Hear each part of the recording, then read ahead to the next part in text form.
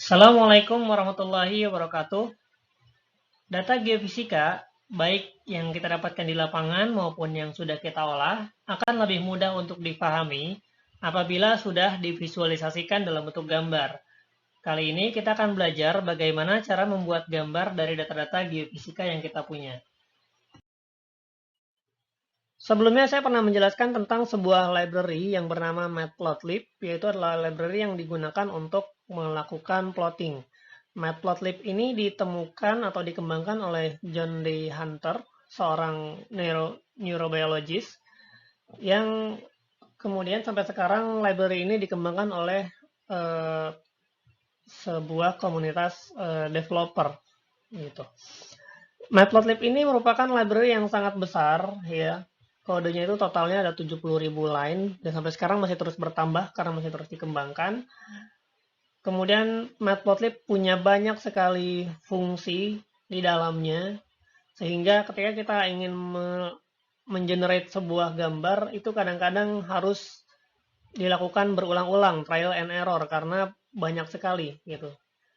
Bahkan seorang programmer yang sudah berpengalaman pun kadang-kadang masih harus cek lagi dokumentasi Matplotlib-nya gitu, karena dia tidak hafal semua fungsi dalam Matplotlib ini gitu.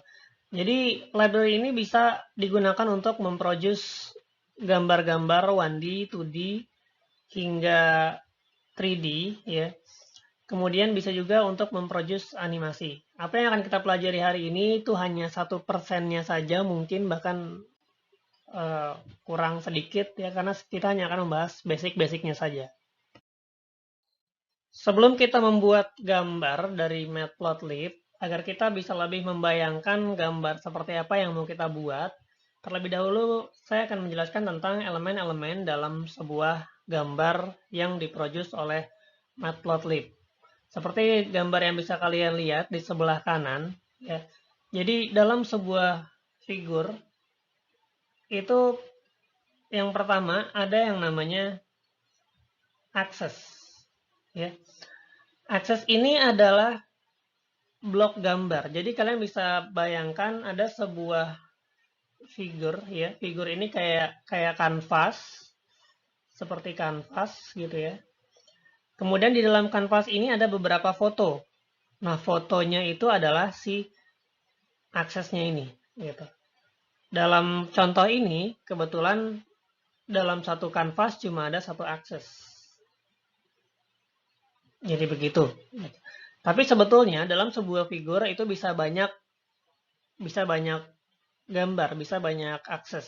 Itu yang akan nanti kita pelajari di subplot. Tapi sekarang kita belajar dulu tentang elemen-elemennya. Kita lanjut. Selain akses, yang pertama dari sebuah figur ada yang namanya marker. Ya. Marker itu adalah titik-titik datanya. Titik-titik datanya. Kemudian selain bisa digambarkan dalam marker, sebuah data juga bisa direpresentasikan dalam bentuk line. Ya, selain bentuknya titik-titik juga bisa direpresentasikan dalam bentuk line yang continue. Kemudian kita juga punya yang namanya axis, sumbu X, dan sumbu Y. Kalau 3D nanti ada lagi sumbu Z. Kemudian ada juga judulnya, title-nya, kemudian judul sumbunya, label sumbunya, kemudian ada juga tick labelnya, ada major tick label, ada minor tick label. Kemudian ini pilihan, ada juga grid, ya, ada juga grid. Grid itu garis-garis bantu di belakang ini. Kemudian ada juga legend atau keterangan dari gambar tersebut. Kita bisa menambahkan atau tidak menambahkan semua elemen ini ke dalam gambar yang ingin kita buat. Saya akan mendemonstrasikan bagaimana kita bisa memplot sebuah file luaran ke dalam Python. Pertama-tama kita buka dulu file yang baru. Oke, kemudian kita import matplotlib-nya. Di dalam matplotlib ada beberapa library untuk plotting. Yang paling sering digunakan adalah pyplot. Kita singkat menjadi PLT. Oke. Kemudian saya juga mau mengimport pandas karena kita akan menggunakan file luaran dan saya gunakan pandas untuk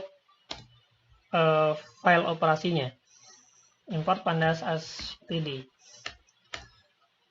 Oke, jadi data kita kali ini adalah pd.readcsv ya. Di sini kita buka datanya.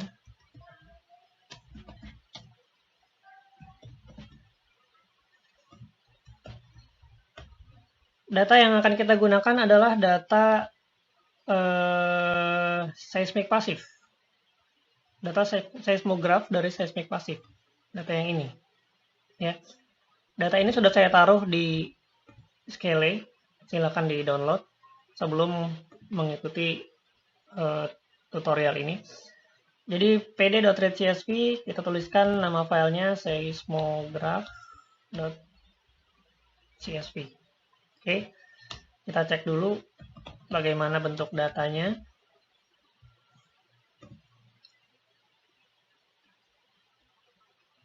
Oke, ini datanya ya. Di kolom pertama ada seconds alias waktunya, kemudian ada maksimum amplitude-nya, maksimum amplitude di X, maksimum amplitude di Y, maksimum amplitude di Z. Jadi data ini adalah data seismik pasif, di mana instrumentasinya itu punya 3 channel. Channel X yang arahnya utara selatan, channel Y yang arahnya barat timur, dan channel Z yang arahnya vertikal. Ya, jadi X, Y, dan Z ini adalah orientasi-orientasi dari geofone yang ada di dalam alat seismik pasif tersebut. Oke, kita bisa lihat di sini bahwa datanya itu masih menyatu ya, belum dipisahkan. Kita bisa lihat bahwa pemisahnya adalah titik koma. Jadi kita tambahkan di sini bahwa separatornya itu adalah titik koma, seperti itu. Oke, kemudian kita run lagi.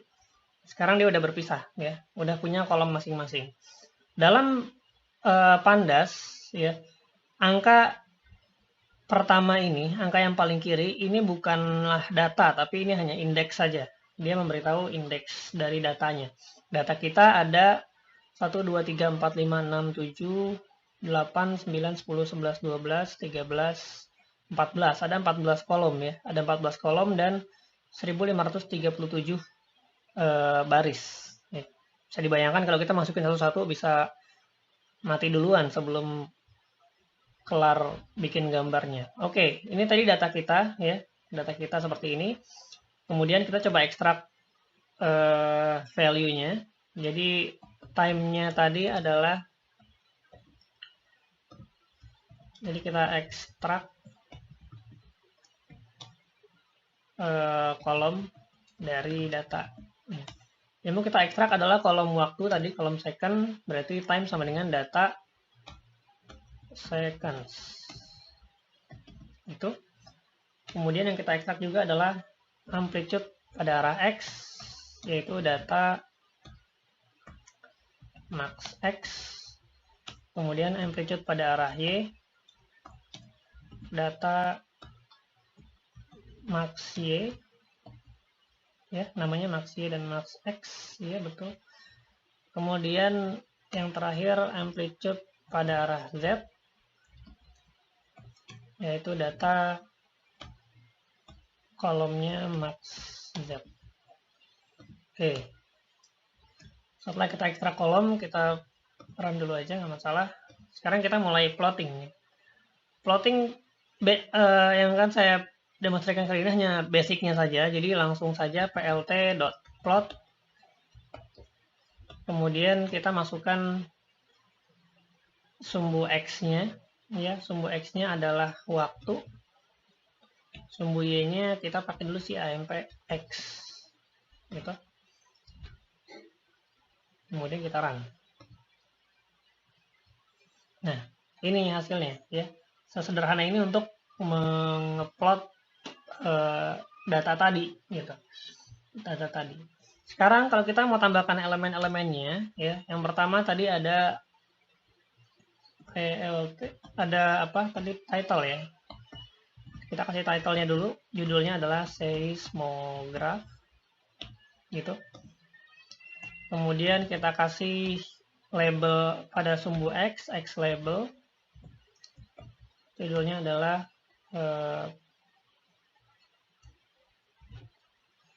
waktu ya, seconds. Kemudian PLT Y labelnya adalah amplitude. Oke, seperti itu kira-kira. Nah, udah jadi.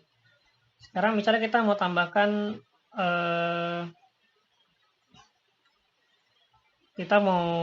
tambahkan legenda ya. Kita kasih di plot ini label seperti itu, bahwa plot antara time dengan AMPX kita kasih nama sebagai X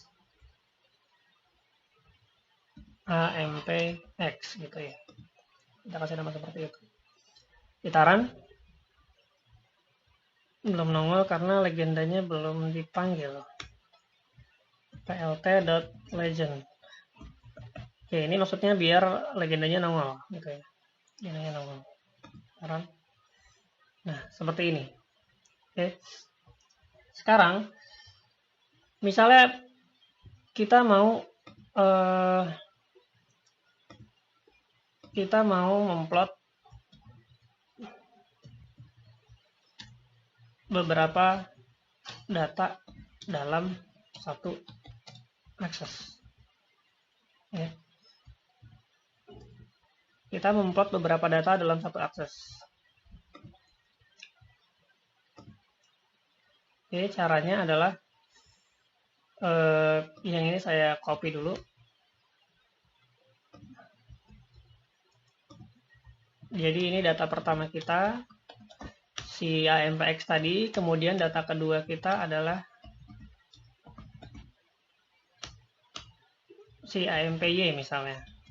Plot time AMPY, kasih label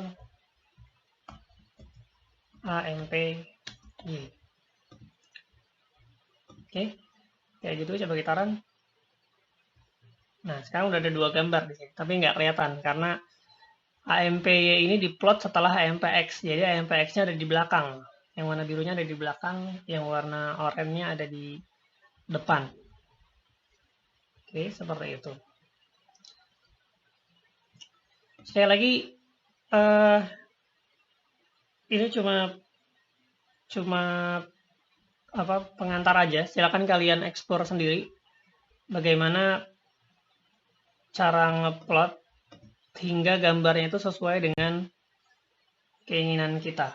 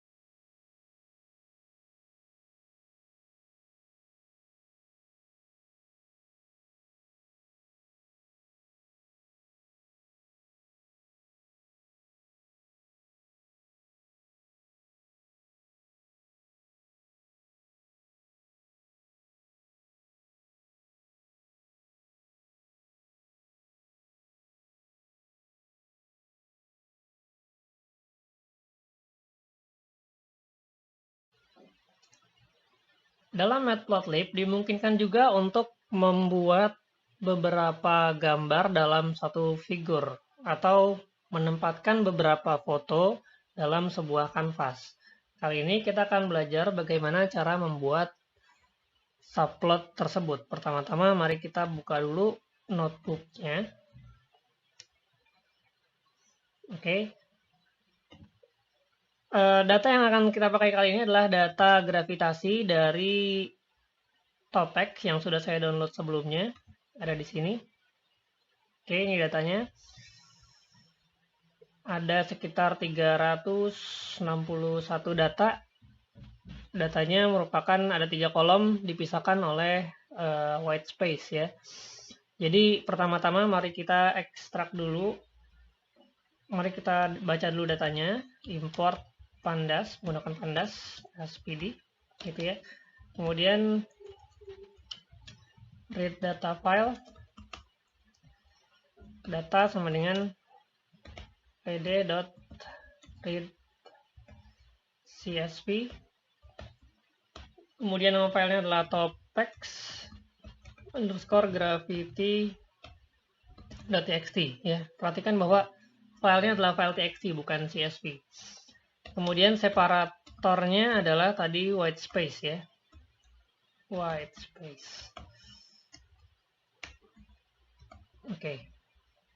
Saya cek dulu.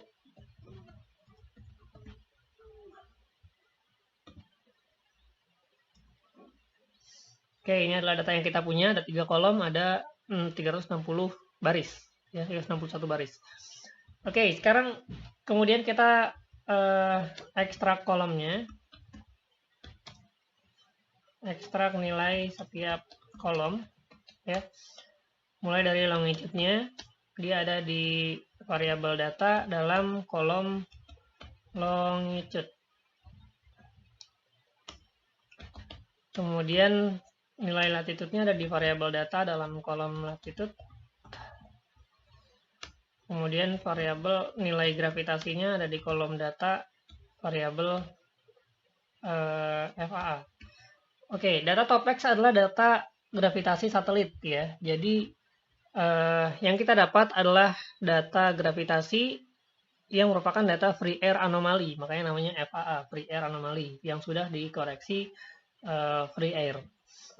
Oke, sekarang kita masuk ke dalam bagian plottingnya ya. Pertama kita import dulu matplotlib-nya.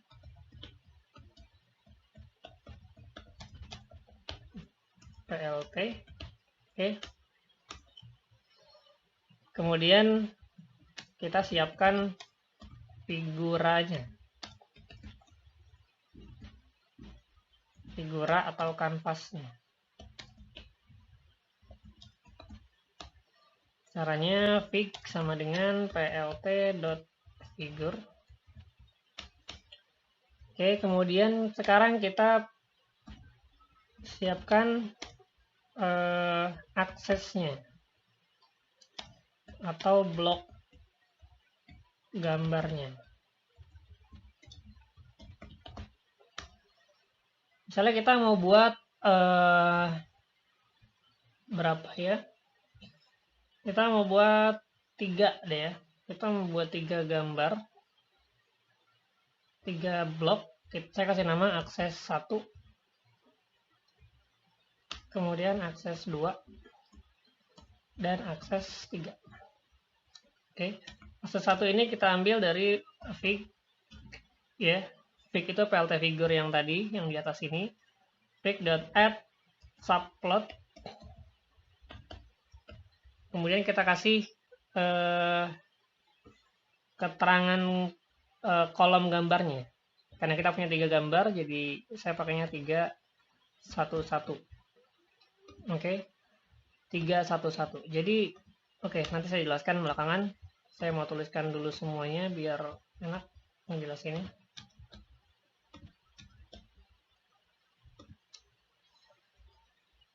Tiga satu satu, 312, 313. Di sini ya, 2 angka pertama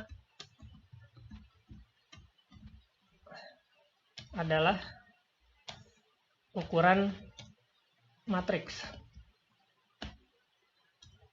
dalam figur tersebut. Ya. Kemudian angka terakhir adalah posisi akses dalam figur tersebut. Jadi begini, misalkan saya punya sebuah figur ya, sebuah figur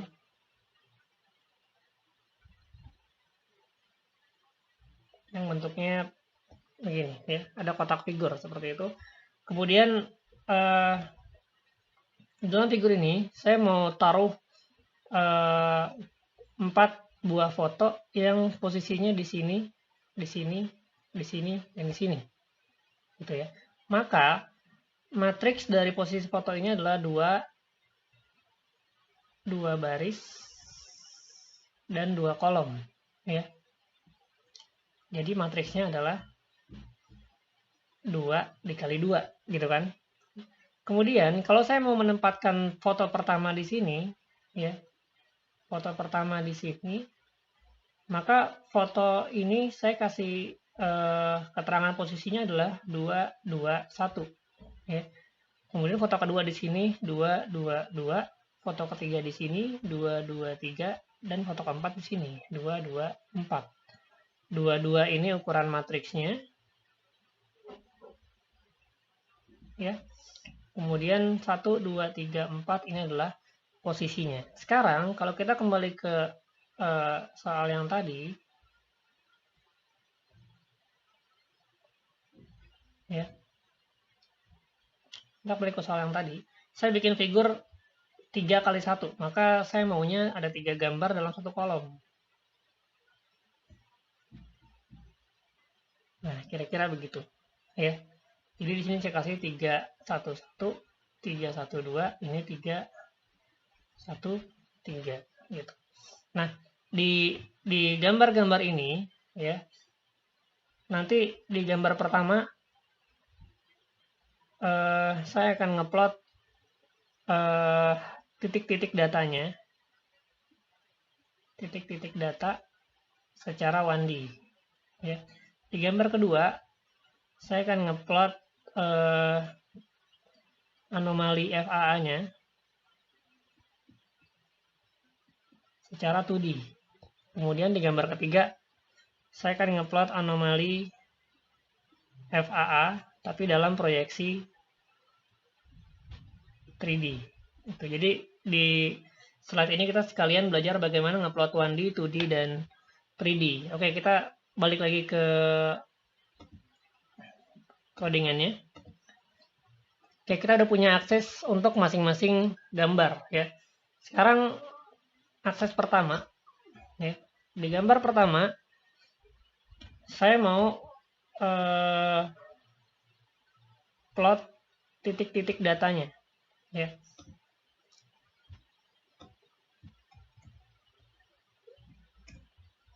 Di gambar pertama akses 1 berisi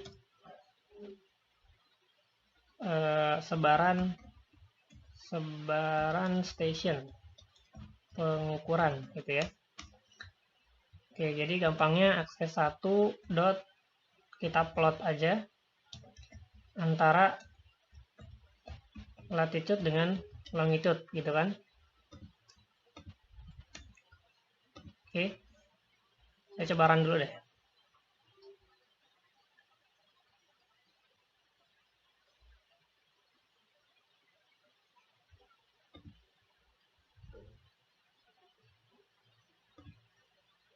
Oke, kenapa nggak nongol?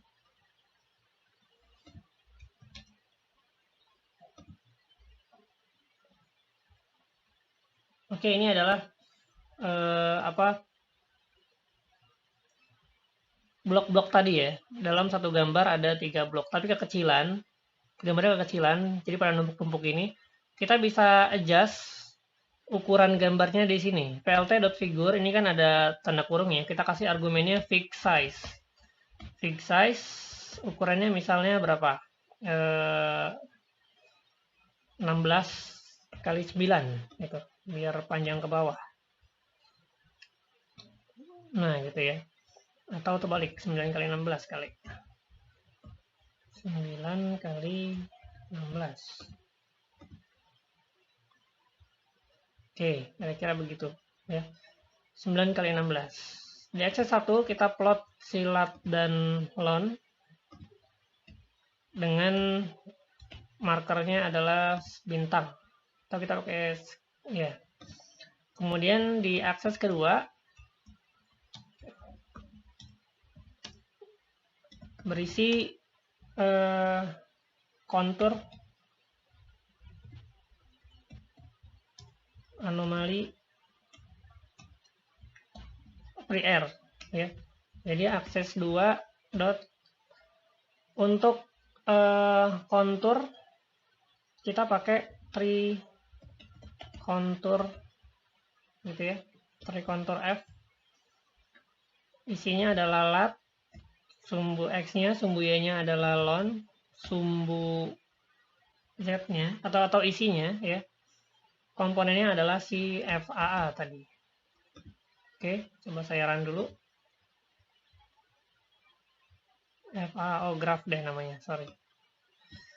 Namanya graph. Saya run lagi. Nah, gitu ya. Ini tadi yang gambar pertama, lat lon, markernya bintang, sebaran titiknya seperti ini. Kemudian ini adalah sebaran anomali FAA-nya, gitu ya. Sebaran anomali FAA-nya. Kemudian di akses ketiga itu berisi surface plot, proyeksi 3D. Sebetulnya dia sama-sama FAA juga, tapi bentuknya jadi 3D. Sebetulnya dia lebih cocok untuk kalau kita punya data topografi gitu ya. Plot tree surf lat, lon, dan graph. Oke. Di sini saya pakai tree contour sama tree surf karena data kita itu data XYZ ya, bukan data matrix. Datanya data XYZ. Kalian nanti silakan pelajari lagi aja jenis bentuk-bentuk datanya ya. Jadi ini plot kontur dari data XYZ. Bentuk datanya itu XYZ, bukan data matrix. Oke, tree surf lat lon graph. Coba saya run. Oke, ada error. Sepertinya saya belum. Oke, untuk ngeplot 3D ya, kita perlu satu library lagi yang namanya MPL Toolkits. Ini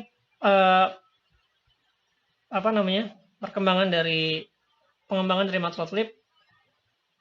Jadi dulunya Matplotlib tuh nggak bisa ngeplot 3D ya. Sekarang lagi dikembangkan, ditambah-tambah terus. Kemudian MPL Toolkits, mplot itu kalau nggak salah. From mplot kita kemudian import akses 3D. Oke. Kemudian di sini kita tambahin juga projection 3D. Ya, coba saya run.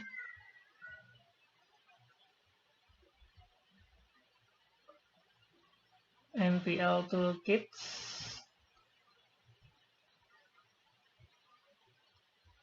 Mplot sepertinya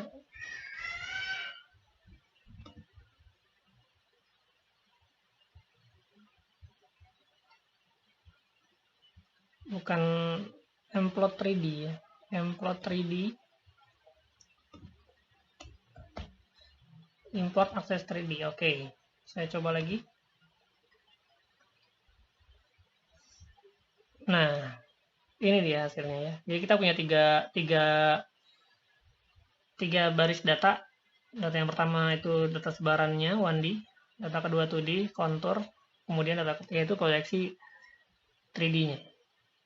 Gitu. Kemudian silakan kalian eksplorasi lagi gimana cara kita ngasih eh, apa title, ngasih legend dan lain sebagainya.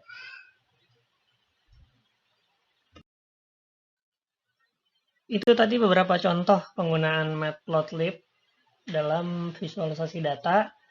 Sebetulnya masih banyak lagi yang bisa kita lakukan dengan library tersebut ya, seperti yang saya bilang di awal bahwa ini hanya mungkin 1% dari seluruh kemampuan Matplotlib untuk menyajikan data secara lebih menarik. Jadi silakan pelajari sendiri agar bisa memvisualisasikan data sesuai dengan apa yang kita inginkan. Sekian dari saya, terima kasih banyak. Assalamualaikum warahmatullahi wabarakatuh.